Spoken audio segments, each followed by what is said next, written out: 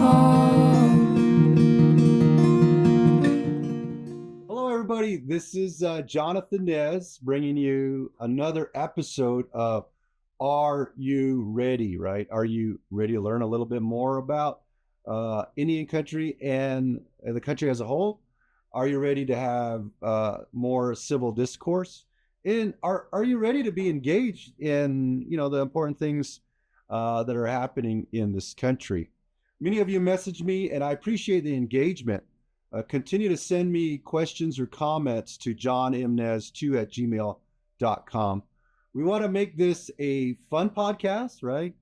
Interviewing people and talking about items you all feel are important, like health and wellness, music, of course, politics, and many more. Fafili and I were in Montana a couple of weeks ago visiting the Confederated Salish Kootenai tribes, doing great things. Ophelia spoke at a women's health and wellness conference. We visited with the tribal chairman and council members, of course, the tribal members there and their friends and team members. We will share with you our visit to Montana in the next episode. Good things happening all over the country. If you have any recommendations on having folks who are doing great things in your community on this podcast, please share with us. Our first episode featured James Gravitt talking about our run for Congress, breaking down the numbers, and also speaking about the many friends we made through the year. We appreciate the enormous support for our campaign. As you know, there is a lot happening in D.C. now, right? President's Day, there was a gathering in front of the City Hall here in Flagstaff, and many places across the country. Many came to express their dissatisfaction with the Trump and Elon Musk firing and firings, really, and Doge. We will have an episode on that, and we'll talk about that later. You may have noticed in the first episode, there was heavy metal music in the intro and the outro. We are highlighting talent in our communities. That episode featured music we played by the band Testify. Here We Stand. Edmund Yazzie and drummer Lee Darius Yazzie, great friends. This song I was also featured in with a few lines in the Navajo language. Check it out. Their music on Apple Music, Spotify, or on social media on Facebook, of course, Instagram. Now, this episode, we are featuring the music by Sierra Woodruff called Maple Turned from Pine. Sierra is the daughter of our campaign team members, Stacy Pinkston and Chad Woodruff. You can get more information on Sierra's social media pages, and you can stream the music on Apple Music, Spotify, YouTube, and many other platforms. And thank you, Sierra, and thank you, Testify, for sharing your music with our viewers. Now, for episode 2, we caught up with my good friend Deb Haaland, former Secretary of Interior, right? Former Congresswoman of the state of New Mexico, at a campaign stop in Gallup, New Mexico. As you may know, she's running for governor of the state of New Mexico.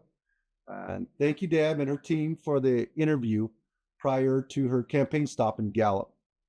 That stop was number 8 of many that are happening throughout the state. So catch her at a community near you, those of you that are listening from New Mexico, or you want to visit her, go check that out. She is traveling the state, and we spoke to her about her campaign. Check out her social media platforms to get additional information. Now, are you ready? Are you ready for Deb Haaland's interview? Here's the interview. There anymore, no dogs to wake me in the morning. It's just one. Now I'm on it. The maple turned from pine. Suddenly I'm turning 19. Wrestled upon the high seas, leaving it behind me now. Good afternoon, everybody. Jonathan Nez here. This is our next episode on Are You Ready? Of course, you all know me, Jonathan Nez, former president of Navajo Nation. I do have a special guest today, and we are in Gallup, New Mexico today, and welcome back to Gallup, New Mexico. This is your 8th stop today? My 8th stop on our launch tour. our tour across New Mexico. And of course, I'm so thrilled to be back here in Gallup. I've been here many, many times. I love this city. I love the people here. It was just awesome, driving down Old Route 66 and feeling like nothing has changed over the past however many years I've been coming here, since I was a kid. Hey, well, we heard your announcement last week, and I like that catchy slogan, "Are you ready?" Kind of falls in line with what this podcast is all about. But tell us a little bit about your announcement last week and those 7 stops and the 8th stop tonight. We'll have some footage on the 8th stop this evening as well. And it's just good to see you. And you all had outstanding 4 years, by the way. And of course, I always say thank you to the administration, of course, for you being in a position of leadership there that was influential throughout the United States and for tribal communities. But now you come home to New Mexico and willing to serve once again. Yes, of course. Yes, I'm happy to be back in New Mexico for many reasons. And of course, we launched our campaign last Tuesday, February 11th. And Thursday night, we had our first event at the National Hispanic Cultural Center in Albuquerque. There were 2 overflow rooms. There were so many people who showed up. I got to ride in a lowrider. That was pretty cool. Yes, that was pretty cool. And look, people are excited. There's a lot of excitement out there. And so, yes, this is my 8th stop. We went to Bernalillo, went up to Santa Fe, and then we went down to Las Cruces, Silver City, Deming, Socorro.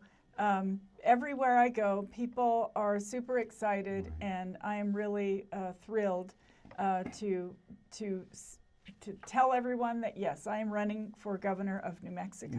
Wow. That is so exciting, Deb. And we've known each other since, many, many years.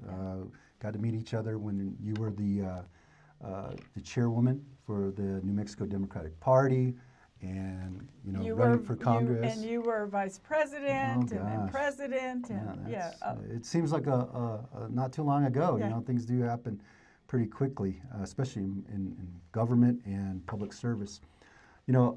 I appreciate the hard work you have done for the citizens of New Mexico. Well, really not just New Mexico, but all of the country and in tribal communities. As you know, Deb, we ran for Congress, right? And you were a congresswoman as well. Yes. And I appreciate the pointers that you shared with me. And, of course, as I was campaigning out there, I got a lot of questions.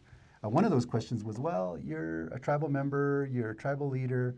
How do we know that you're not just going to advocate for tribal members or tribal nations only? And I would always have to tell them, we're all five-finger beings. We all are one when it comes to what we want for a better quality of life for not just ourselves, but our children, our grandchildren. But I'm sure you got that question before, and you're going to get more of those questions again. And how do you respond to that? Well, it was pretty clear when I became a member of Congress in District 1 that I was advocating for every single constituent that I had. We had a wonderful constituent services program.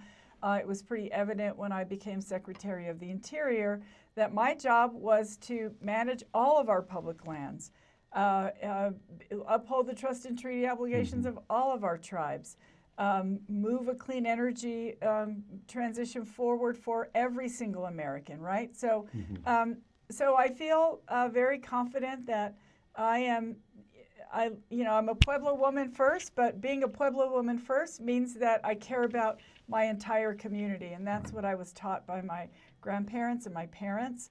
And so I think as Native people, it's our obligation to care for the entire community, not just ourselves, not just our family, not just our small villages or chapters in your case.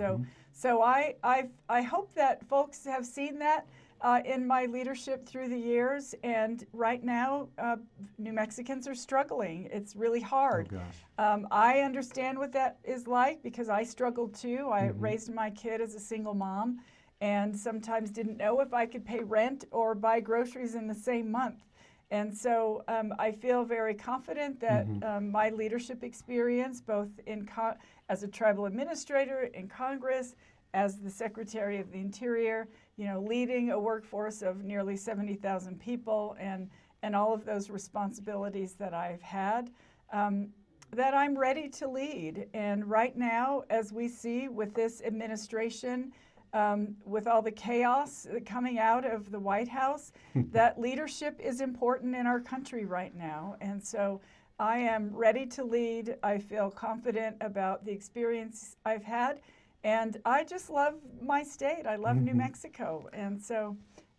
Well, New Mexico, you are very lucky to have a great leader amongst you. And of course, they always say, get the education, get the experience, go to work, and come back. And you did that in a real large way by going to Washington, D.C., and then coming back to New Mexico to serve. I mean, you are the most qualified, I believe, to be governor for the state of New Mexico. And as you mentioned, there are families struggling all across the country. Yesterday, there were protests all across the country. Yes.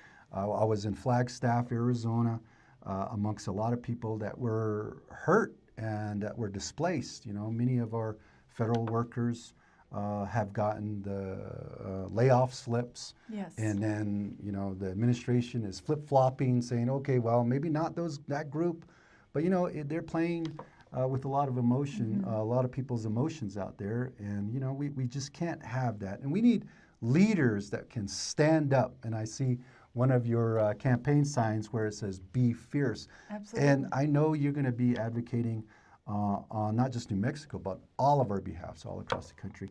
But I think what we need in the state New Mexico is to continue what Governor Michelle Lujan Grisham has been doing and keeping that momentum going in administration, which will include you as the governor. Well, as we have said often, governors are going to be the first line of defense against the horrible Trump policies. I mean, already his horrible, mean-spirited, chaotic policies have been affecting people across New Mexico.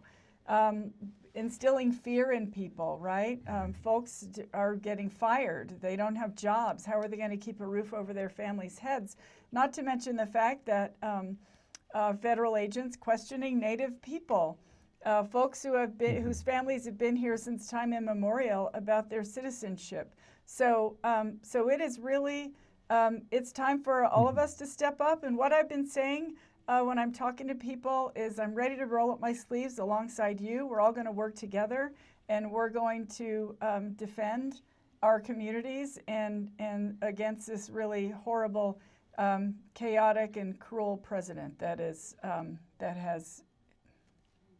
in the White House. That has wreaked havoc on this country. Indeed. Already. Yes. And I was in Wyoming or Montana last week, and the folks there were very concerned. Of course, Montana, as you know, is Republican majority, but some of them were coming around. They were saying, you know what, we made a mistake.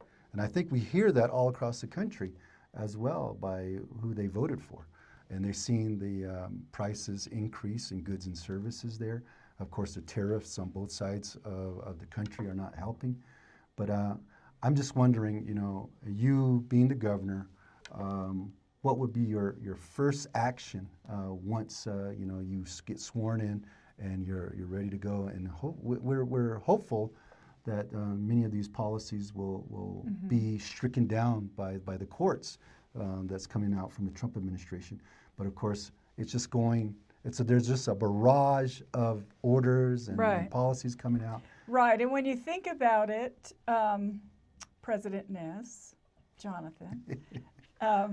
When you think about it, everything that Trump promised, he hasn't done. He hasn't attended, like he ran on lowering costs for people, right? The price of eggs, the price of milk was too high for everyone. And so he hasn't cared about that at all. He hasn't paid attention to the struggle that people are experiencing now. So of course it's a lot of hot air. And we we need to help make things more affordable for people, right? Folks have a roof they have to keep over their families' heads, as I mentioned to you. I've experienced that before. So we'll need to try to make sure that that living can be more affordable. People need to be able to make ends meet at the end of the day. You know, I think about how expensive it is to be poor. Wow. And if I had all of the bank fees that I was charged when I only had $1 in my account on those really tough weeks, when I was really praying that my paycheck would come in before I had to go buy groceries or something, it was really hard. It's difficult. So I think that when things are that difficult, it's hard for people to think about other things, right? We want folks to be able to, go to their children's soccer games. Right. And not have to work 2 jobs. We want parents to be able to celebrate when their kids graduate from high school, so that they can go on and further their education however they wish, whether it's at a trade school, community college, or 4-year college. We want opportunities for every New Mexican, and that's absolutely what I'll work toward. Right.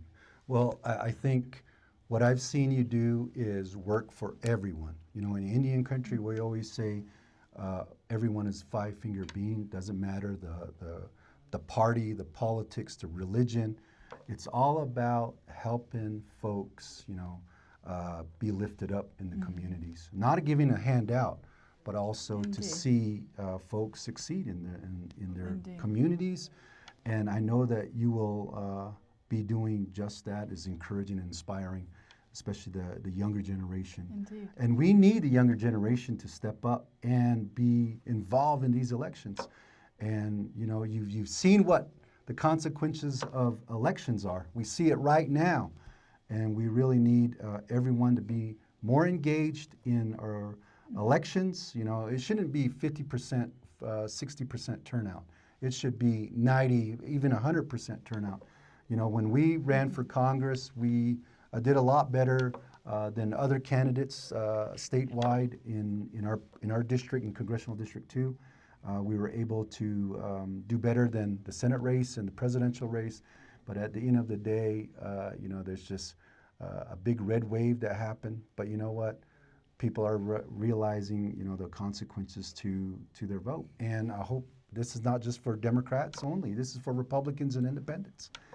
We need to make sure that our leaders in Washington, D.C., our congressional leaders, Senate leaders, and even our state leaders begin to rise up and be fierce in this political process. So any concluding remarks, Deb? Yes, well, thank you for having me. It's always wonderful to see you. And, I am here because I made an effort, and through the years, right, I was organized a lot in Indian country, in fact, traveled all over the state of New Mexico to get out the native vote because I felt it was important. I'm here because I used my voice, and I organized to help people to use their voices as well. So it's important for all of us to speak up now. And when you cast your ballot, when you make your voice heard in that way, that's something for you. And so, yes, we need everyone to be active this time around, because no one's going to do it for us. We all have to step up and do it ourselves. So I appreciate you getting the word out, and thanks for having me today. Well, thank you, Deb. And are you all ready?